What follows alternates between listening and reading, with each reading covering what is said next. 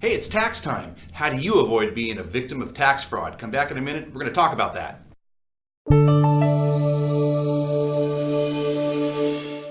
Hey, welcome back. Steve Schwab here with the Portland Lifestyle Team. Quickly before we get started, if you're thinking about selling your home this year or thinking about buying a home in 2017, there's a couple of links here on the website I'm going to encourage you to look at, click into. If there's any questions at all, feel free to reach out. We can talk more about those. There's some great tools.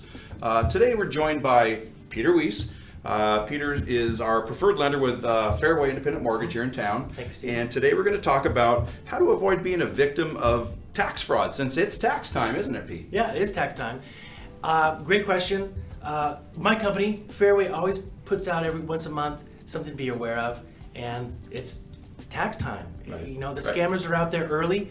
They're going to target people who haven't filed their taxes. Okay. So I'm going to tell you there's about 3 simple things that you can do to help avoid being a victim. What's number one? Number one would be file your taxes early. File them right now. You're going to prevent it. If you don't do it, you could be a victim, essentially. So get in there and file them.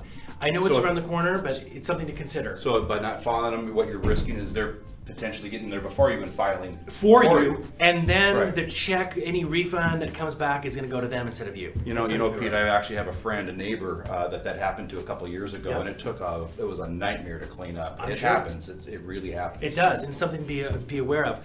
The other thing would be to get yourself on a once a year you can get a copy of your free credit report from one of the 3 bureaus. This way allows you to monitor what activity is going on in your credit. It's just something to be aware of. These are just simple things. How do you do that? Do you know how? Can you explain? Yeah, you can just go online and you can ask to have them send you a copy of, if you've got TransUnion, Experian, Equifax, you could ask them to send you a free copy. Right. Simple. Right, and I think there's also a website called freecreditreport.com or something. There might be a cost with that. There might be some cost with it, but do a little due diligence and do something, you can get something. Excellent. So what's number 3?